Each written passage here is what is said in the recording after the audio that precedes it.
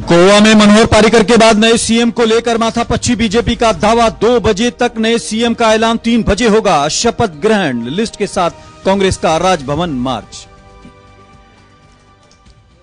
गोवा के मुख्यमंत्री मनोहर पारीकर का आज अंतिम संस्कार। पणजी में सादगी पुरुष को दी जाएगी अंतिम विदाई। पूर्व मुख्यमंत्री के अंतिम दर्शन के लिए बीजेपी दफ्तर में उमड़ी भीड़। मंदिर में पूजा पाठ के बाद वोट यात्रा पर प्रियंका गांधी। दुमदुमा में पहले पड़ाव के दौरान केंद्र सरकार पर साधा निशाना। कहा, आवाज उठाने वालों को दबा रही है सरकार। वादा खिलाफी का भी लगाया आरोप। केंद्रीय मंत्री महेश शर्मा का प्रियंका गांधी पर विवादित बयान। अभद्र भाषा का किया इस्तेमाल। ममता पर भी फिसली जुबान। और एलओसी पर पाक की नापाक फायरिंग में 1 जवान शहीद, 3 जवान जख्मी। भारतीय सेना ने दिया मुंहतोड़ जवाब।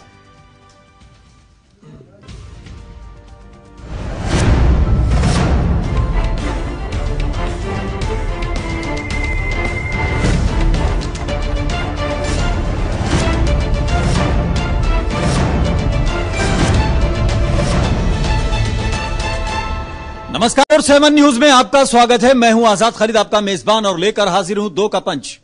2 का पंच यानी 2 बजे तक की 5 खबरों का वो बुलेटिन जिसमें हम अपने रिपोर्टर्स को और प्रोड्यूसर्स को जोड़कर आपको तमाम वो खबरें देने की कोशिश करते हैं जो ग्राउंड जीरो से अब तक आ रही हैं। आज जिन 5 खबरों को लेकर हम हाजिर हैं उसमें सबसे पहले एक अफसोसनाक खबर के साथ हम गोवा के पूर्व सीएम मनोहर पारीकर का जिक्र करेंगे। इसके अलावा हम बात करेंगे प्रियंका गांधी और ममता बनर्जी के अलावा मायावती के एक बयान को लेकर भी बात करेंगे। और महेश शर्मा का एक बयान है प्रियंका गांधी को लेकर, उस पर भी चर्चा करेंगे। गठबंधन की भी बात करेंगे। उसके अलावा लोकपाल की नियुक्ति की भी चर्चा करेंगे, क्योंकि 5 साल निकल गए हैं, इसी नाम पर सरकार आई थी, लेकिन अब कहा जा रहा है कि लोकपाल की नियुक्ति की जा रही है। और उसके अलावा नामांकन की प्रक्रिया शुरू हो गई है, उसमें पहले चरण को लेकर नामांकन की भी बात करेंगे। उसके अलावा सीज फायर के उल्लंघन की बात करेंगे जो एलओसी पर की गई है। लेकिन सबसे पहले उस शख्स की बात करते हैं जिसकी बड़ाई को लेकर शब्दों की कमी पड़ रही है। एक बार गोवा की सड़कों पर एक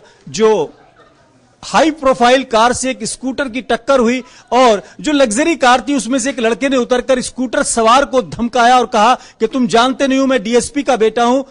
तो उसने कहा, बेटा संभल के चलाया करो, वैसे मैं भी यहां का मुख्यमंत्री हूं। जी हम बात करें मनोहर पारीकर की, उनकी सादगी की बात करेंगे, उनकी अंतिम विदाई की बात करेंगे। हालांकि कल से पहले जब तक वो जीवित थे उनके जबान, किसी की जबान पर उनका नाम भले ही ना हो, लेकिन आज हर जबान पर उनका नाम है, श्रद्धांजलि दी जा रही है। निशांत राय हमारे साथ रहेंगे और जरा देखते हैं कि बीजेपी और कांग्रेस कैसे उनको श्रद्धांजलि दे रही है। पक्ष विपक्ष से हटकर मनोहर पारीकर की बड़ाई हर जबान पर है।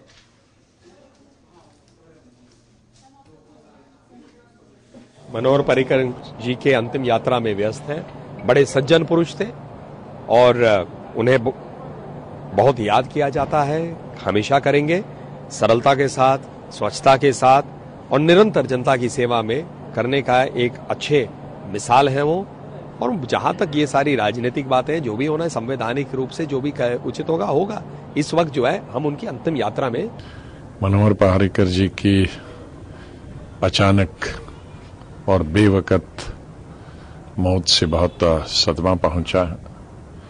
मनोहर पारीकर जी को मैं कई दशकों से जानता था, जब वो पहले भी चीफ मिनिस्टर थे और उससे पहले भी जब वो पहले चीफ मिनिस्टर नहीं थे, और उसके बाद जब वो पार्लियामेंट में आए। शरीफ आदमी थे, चाहे वो दूसरी विचारधारा के थे, लेकिन व्यक्तिगत तौर पर वो अच्छे थे और अच्छे पार्लियामेंटेरियन थे।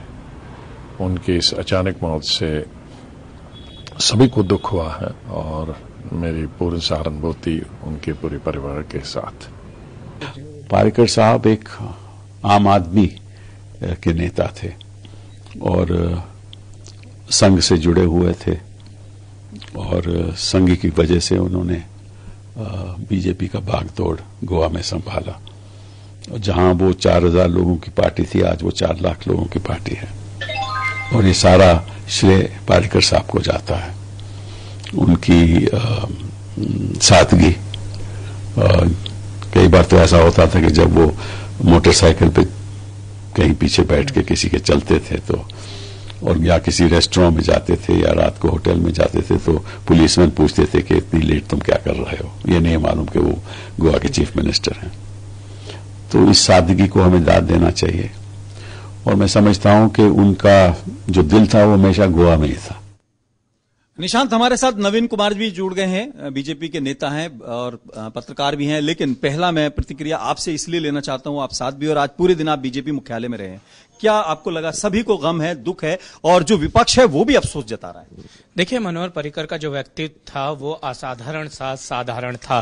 कोई व्यक्ति मुख्यमंत्री बन जाए इसमें कोई नई बात नहीं है, लेकिन मुख्यमंत्री बनकर कोई व्यक्ति आम आदमी रहे इसमें बहुत बड़ी बात है और ऐसा संभव कर दिखाया मनोहर पर्रिकर ने। मनोहर पर्रिकर ने जिस तरीके से काम का जो एक अच्छे प्रशासक के तौर पर काम किया, तो वहीं सादगी, पारदर्शिता और ईमानदारी की उन्होंने एक मिसाल पेश की और इस मिसाल को शायद ही आने वाली पीढ़ियों में कोई ऐसा दोबारा दोहरा पाएगा। और निशांत, हमारे साथ नवीन कुमार जी भी जुड़ गए हैं। नवीन जी, बहुत बहुत स्वागत है आपका JK 24/7 न्यूज पर। IITN 3 बार के मुख्यमंत्री, रक्षा मंत्री और काम करते करते जिसे कहना चाहिए कर्मयोगी वाला जीवन वो जीकर गए हैं, कैसे याद करेंगे? पूरा देश कैसे उसको भुला पाएगा?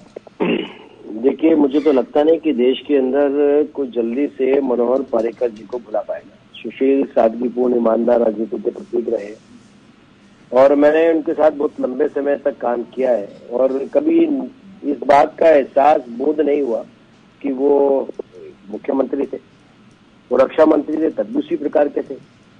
और केवल गोवा में ही नहीं, इवन दिल्ली में भी और मुंबई में कई बार ऐसा हुआ कि वो कहते थे छोड़ो टैक्सी कर लेते, इसी में चले जाते हैं अगर जाना हो तो।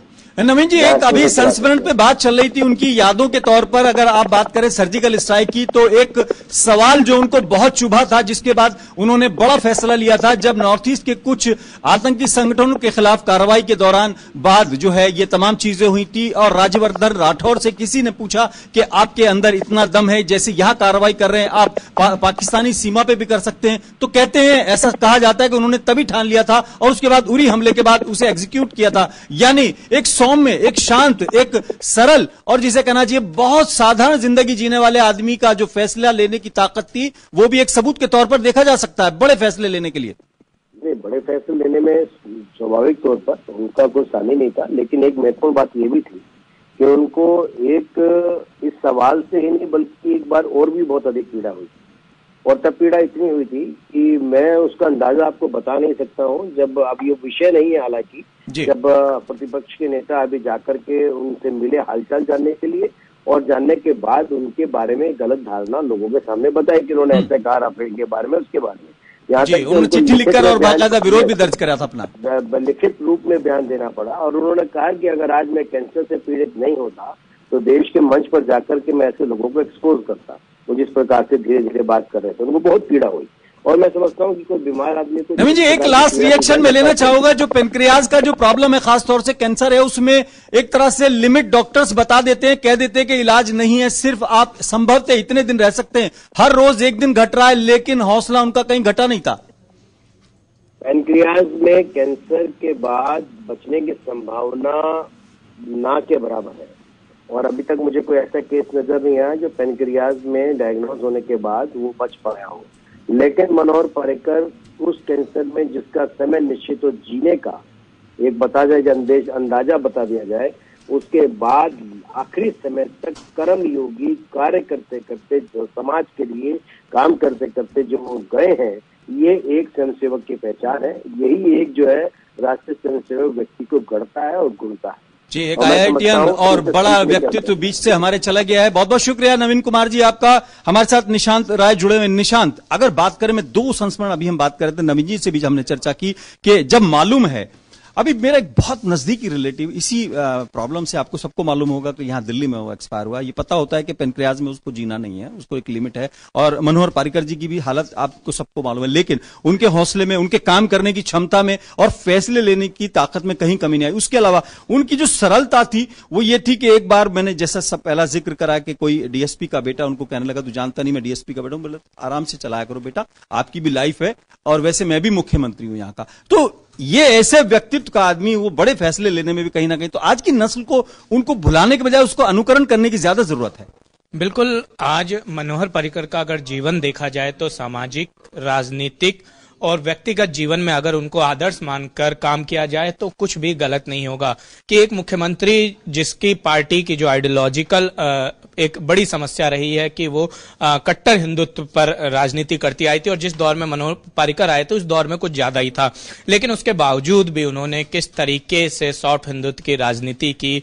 4,000 की बीजेपी को 4,20,000 की बीजेपी गोवा में बना दिया।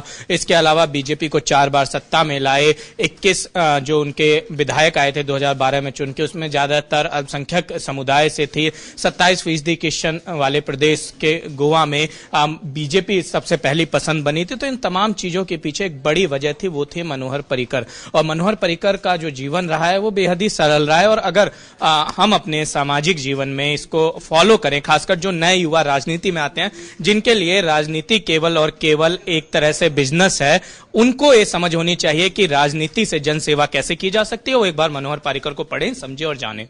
बहुत बहुत शुक्रिया निशांत। क्योंकि इतिहास लिखे जाते हैं और पढ़े जाते हैं, लेकिन मनोहर पर्रिकर इतिहास नहीं बल्कि वर्तमान के तौर पर हमारे साथ थे, और आहिस्ता आहिस्ता वो इतिहास में बदलेंगे। तो हमारे लिए एक बड़ा सौभाग्य की बात है कि हम लोगों ने उनको देखा भी है, समझा भी है, और अभी समझने की बहुत जरूरत है। JK 24/7 न्यूज की तरफ से बहुत बहुत श्रद्धांजलि और बहुत बहुत अंतिम विदाई के तौर पर मनोहर पर्रिकर को बहुत बहुत श्रद्धांजलि। बढ़ते हैं अगली खबर की तरफ और बात करते हैं लोकसभा चुनाव के अंदर अब विवादित बयानों की शुरुआत की। हालांकि अभी जो है अपनी अपनी जमीन खिसकने का डर सभी को लगा हुआ है। कांग्रेस ने कहा कि 7 सीटें हम छोड़ रहे हैं गठबंधन के उन उम्मीदवारों के लिए जो मायावती और जयंत चौधरी और अखिलेश यादव वगैरह के लिए छोड़ी गई हैं 7 सीटें। लेकिन मायावती को इस पर भी ऐतराज है और उन्होंने बाकायदा इस पर पलटवार करते हुए कहा है कि आप ऐसा पोज न कीजिए कि आपका और हमारा कोई गठबंधन हुआ है। कांग्रेस से हमारा कोई गठबंधन नहीं है। इसके अलावा प्रियंका वाड्रा, जो प्रियंका गांधी हैं, वो भी अपनी यात्रा पर निकली हैं। लेकिन इसी बीच एक विवादित बयान भी आया है। बीजेपी के मंत्री हैं महेश शर्मा है, डॉक्टर महेश शर्मा, उन्होंने कहा है, क्या कहा है हम न दोहरा के जरा उनके मुंह से सुनवाएं तो ज्यादा बेहतर होगा। क्या उन्होंने कहा है प्रियंका गांधी को पप्पू के बाद उन्हें क्या याद आया, जरा सुन लीजिए।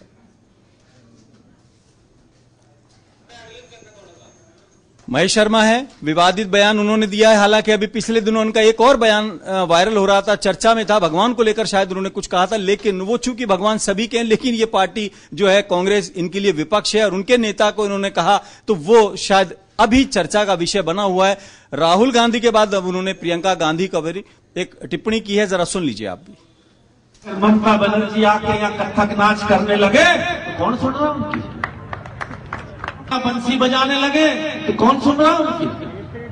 अगर कुमार स्वामी कर्नाटक का चीफ मिनिस्टर यहाँ आके गीत गाने लगे तो कौन सुन रहा उनकी? 72 सीटें किए 200 कहां से लाएंगे? आज इन्हीं लोगों ने यहाँ की माटी के किसान के लाल चौधरी चरण सिंह, जो वास्तव में किसानों के मसीहा थे, आज उनकी भी यही दुर्गति करी थी। सरकार बनवा दी, पीछे से तख्ता खींच लिया। ये काम ये चाहते हैं कि ऐसी सरकार बने यहाँ पर। ये मजबूत सरकार नहीं चाहते, ये कमजोर सरकार चाहते हैं। 72 सीटें इन दोनों की मिला के सारी जीत जाए तो भी 10-5 भी आ जाए तो बनी मत। और साथ में कहते हैं हम अपने पप्पू का साथ लेंगे। पप्पू वो पप्पू ही रह गया बेचारा। उस दिन हम भी थे पार्लियामेंट में, सामने मोदी जी बैठे थे, एक लाइन पीछे हम भी बैठे थे।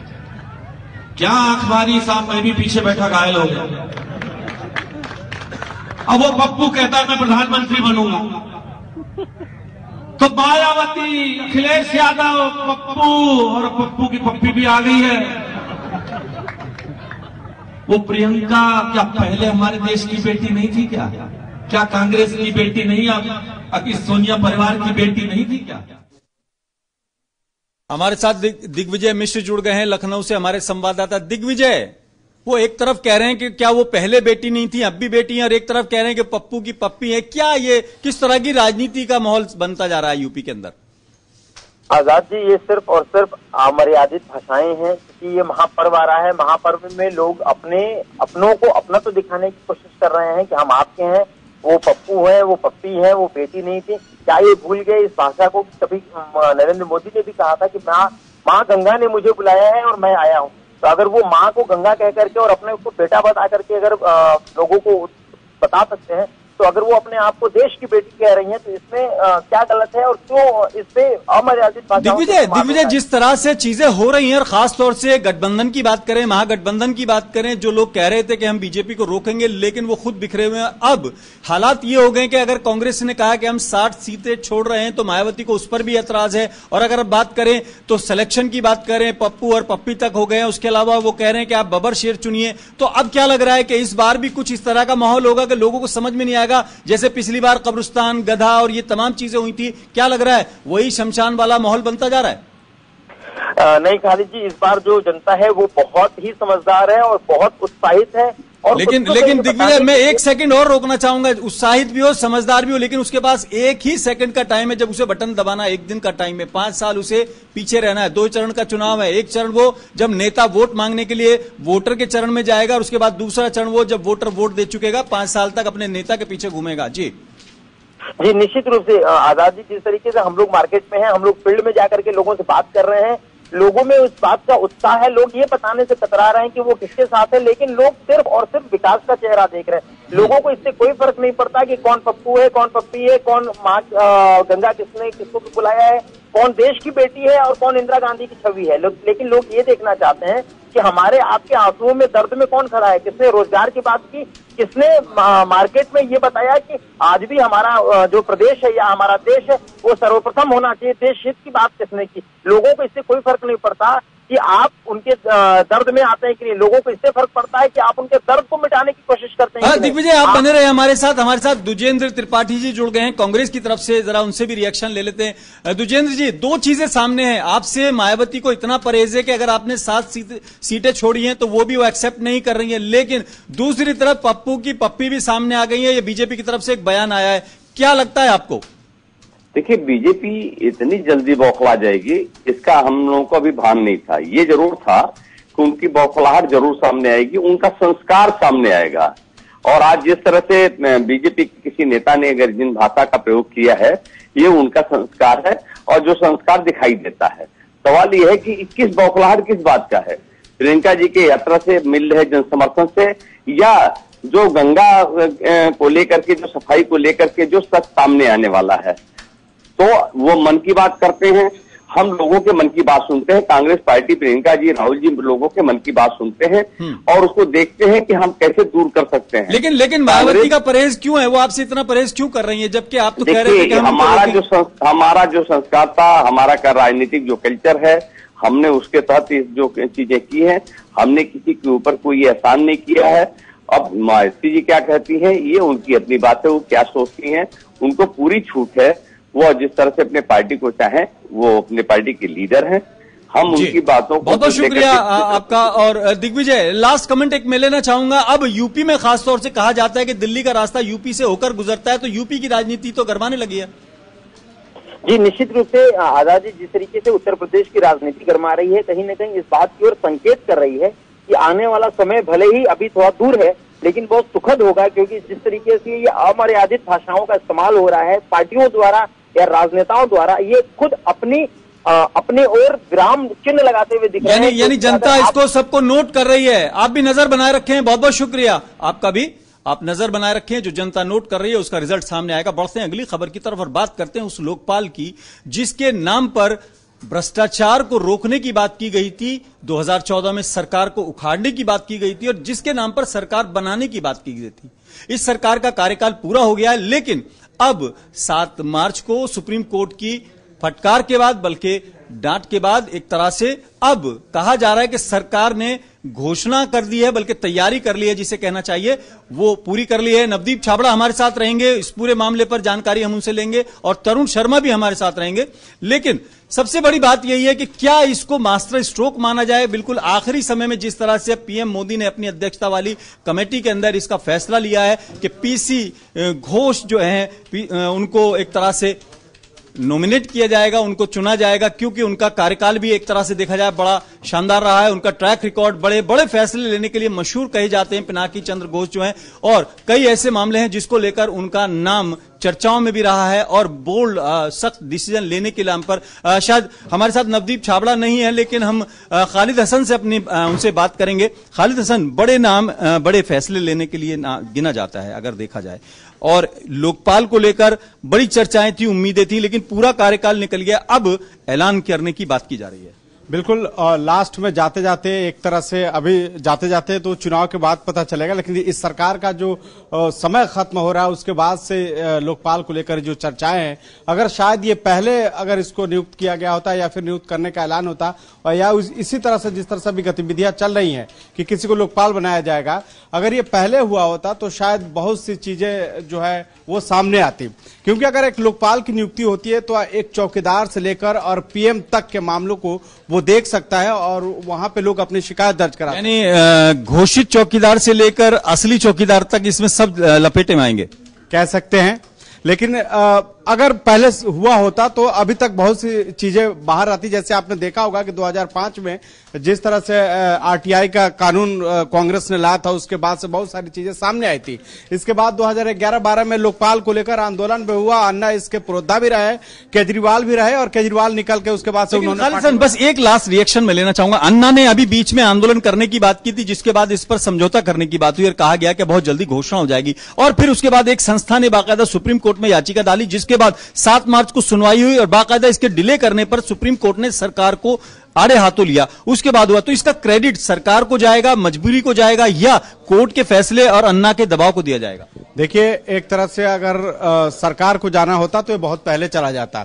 इसमें कोर्ट ने हस्तक्षेप किया और कोर्ट ने जब कहा है सरकार से कि आप लोकपाल को नियुक्त करें, उसके बाद से ये सारी प्रक्रिया चली है। और पीसी घोष के एक तरह से आप कहा जा रहा है कि उनके नाम पर मुहर जो कमेटियां हैं वो लगा चुकी हैं, बस सिर्फ औपचारिक ऐलान बाकी है। अब वो ऐलान कब होता है, आज होने की संभावना थी, लेकिन अभी तक तो नहीं हुआ। मल्लिकार्जुन खड़गे इसका विरोध कर गए हैं परसों, ये सुनने में आ रहा है शुक्रवार को। बिल्कुल बिल्कुल, मल्लिकार्जुन खड़गे उस दिन ही विरोध किए थे। हालांकि उन्होंने सीबीआई के जो डायरेक्टर की नियुक्ति हो रही थी उस पर भी उन्होंने विरोध किया था। अभी तो विरोध का दौर चल रहा है, चुनाव के बाद ही फिर अगला क्या कदम होगा वो देखने में। बहुत बहुत शुक्रिया खालिद हसन। यानी लोकपाल की नियुक्ति को लेकर जो चर्चा है वो बहुत तेजी से चल रही है। और बात करते हैं पहले चरण के चुनावों के लिए जो नामांकन की प्रक्रिया है वो लगभग शुरू हो चुकी है। और कहा जाए तो 11 अप्रैल को जिन जिन जगहों पर नोएडा, गाजियाबाद, सहारनपुर, मेरठ, बागपत, ये तमाम जो जगह है वहां पर पहले चरण के चुनाव होने हैं, उनके लिए नामांकन की प्रक्रिया बाकायदा शुरू हो गई है। डीएम कार्यालय में लोग पहुंचने लगेंगे और अब जिसे कहना चाहिए पूरी सुरक्षा व्यवस्था की तैयारियां हो गई हैं।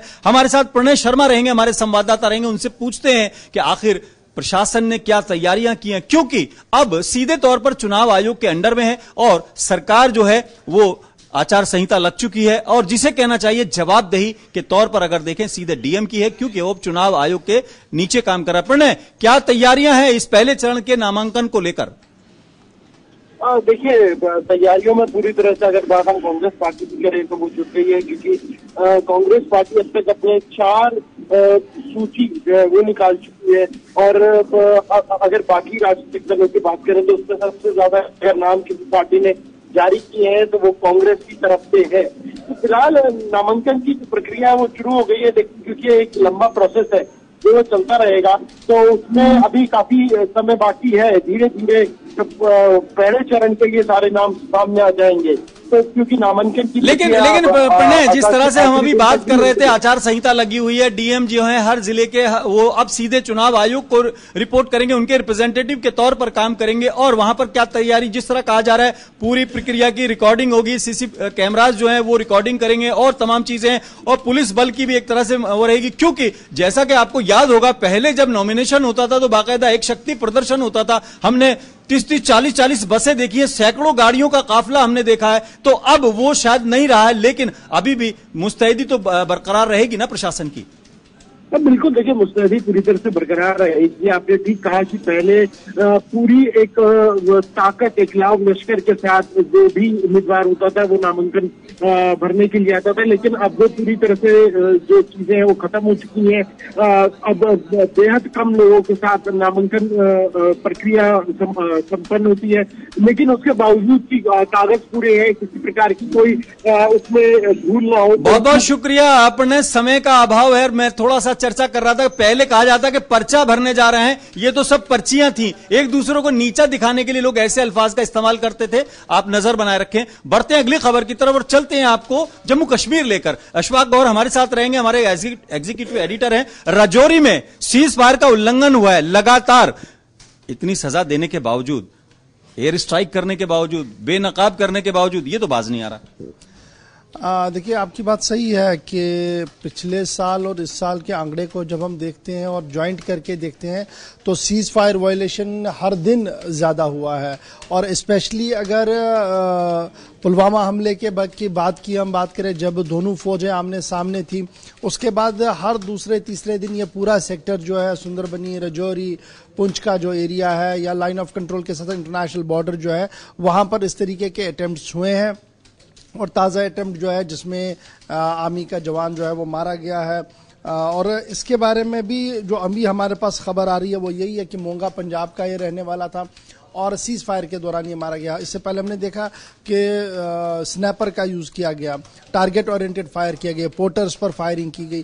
तो पाकिस्तान अपनी उस बेसिक नीति और पॉलिसी को टो करता है जो वो आज से 5-10 साल पहले से शुरू किए हुए थे, जब मिलिटेंसी शुरू हुई थी, कि लाइन ऑफ कंट्रोल को गर्म रखो और इन्फिल्ट्रेशन करवाते रहो। नहीं, लेकिन जैसे बात होती है जब सर्दी का मौसम आता है तब इन्फिल्ट्रेशन की भी बात होती है और भी चीजें होती है, मौसम का फायदा उठाने की बात करती है। अब तो मौसम में गर्मा आ रहा है, लेकिन अभी जिस तरह से इंटरनेशनल प्लेटफॉर्म पे उसको बेनकाब किया जा रहा है, इंटरनेशनल प्लेटफॉर्म पे उसके जो हामी हैं वो भी कहीं ना कहीं अकेले पड़ते नजर आ रहे हैं। चाइना अकेला उसके साथ खड़ा है, वो भी कहीं ना कहीं आज देखें डामाडोल था। आज उसके यहां से एक बयान आया कि नहीं, इस हम दर्द को, इस परेशानी को समझते हैं, इसका हल भी निकलेगा। उधर अगर देखें तो इंटरनेशनल जो कम्युनिटी है वो अगेंस्ट है पाकिस्तान के और लगातार उसको, तो क्या नहीं लगता कि उसको अपनी पॉलिसी बदलनी चाहिए? क्या वहां पर जो हम अक्सर बात करते थे कि जो सरकार है वो आर्मी चलाती है, इमरान खान वहां पर एक तरह से उनका रिमोट किसी और के पास है, तो वो रिमोट जो चला रहे हैं लोग, क्या वही ये सब चीजें कर रहे हैं? क्योंकि डिप्लोमेटिकली तो मुझे नहीं लगता कि पाकिस्तान को अब ऐसा करना चाहिए। खालिद साहब, अगर हम इंटरनेशनल कम्युनिटी को मॉनिटर करके इस खबर को देखें तो जो बात हम दिल्ली में बैठकर, दिल्ली स्टूडियोज में बैठकर बताते हैं कि पाकिस्तान पर 100% हमने प्रेशर किया, पाकिस्तान बेनकाब हो गया, बस पाकिस्तान का हुक्का पानी बंद हो गया, शायद वो ज़मीनी हकायक नहीं है। अगर ज़मीनी हकायक होते तो हाफिज सईद, लश्कर, जे जैसे संगठन जो थे वो आज हमारे हाथ में होते हैं, उनके सारे गुरु हमारे हाथ में होते हैं। OIC में देखिए, जिस दिन सुषमा स्वराज जाती है उस दिन किस तरीके की टर्मिनोलॉजी को यूज किया जाता है और दूसरे दिन क्या लैंग्वेज यूज होती है। वो OIC बड़ा इदारा है यूनाइटेड नेशन में, जहां लगातार हम पिछले 10 साल से जाकर ये बात कह रहे हैं कि हाफिज सईद, मसूद अजहर और हिजबुल मुजाहिदीन के सुप्रीमो जो है, इन्हें इंटरनेशनल आतंकी बनाया जाए, उनको सुपुर्द किया जाए। और वहाँ पर फ्रांस और UK को छोड़कर अगर आप देखेंगे तो ज़्यादा कोई हलचल आपकी नज़र में नहीं है। चाइना के साथ जितने हम करीबी संबंध में है, जितना हम काम उनके साथ कर रहे हैं, मोस्ट फेवरेट नेशन के दर्जे में भी है चाइना, लेकिन उसके बावजूद भी वहाँ से रेसिपी होकर वो चीज़ नहीं आ रही है जो आनी चाहिए थी। जिस तरह से हमने सख्त कदम उठाए हैं, टैक्स बढ़ा दिया है, पानी रोक दिया है और भी तमाम उसकी जो है वो चीजें रोकने की बात कर रहे हैं, तो क्या लगता है वो सिर्फ उस टाइम गर्मी थी, जोश था या चर्चा थी? पानी रोकने के आगे क्या हुआ? खालिद साहब, पानी अभी रुका नहीं है, पानी रोकने में 10 साल लगेंगे। यही तो इशू है कि हम हवा बहुत बनाते हैं, ग्राउंड रियलिटी कुछ अलग है। हमने टैक्स लगाया, इसमें कोई शक नहीं है, नुकसान हमारा हुआ, उनका हुआ, इसमें कोई वो आगे पता लगेगा। पानी अभी रुका नहीं। उसके साथ साथ आप देखिए, आपने एक जगह से तो रोक दिया, रेस्ट ऑफ इंडिया में तो और भी काम चल रहे हैं ना पाकिस्तान के साथ, वो तो हो रहे हैं अभी। बहुत बहुत शुक्रिया अशफाक गौर। यानी जो उधर से पाक के आगे ना लग के आता है, यानी नापाक हो जाता है, वो थोड़ा सा सवालों के दायरे में, क्योंकि लगातार सीज फायर का उल्लंघन हो रहा है और लगातार जो हमारी सीमाओं का ऊपर है वो टेंशन बनी हुई है। वहां के लोग इसको झेल रहे हैं, बर्दाश्त कर रहे हैं, बल्कि नुकसान उठा रहे हैं। आज भी हमारा एक फौजी शहीद हो गया है, उसके अलावा कई लोग घायल भी हुए हैं। दो के पंच में आज फिलहाल इतना ही। अपने मेजबान आजाद खालिद को इजाजत दें।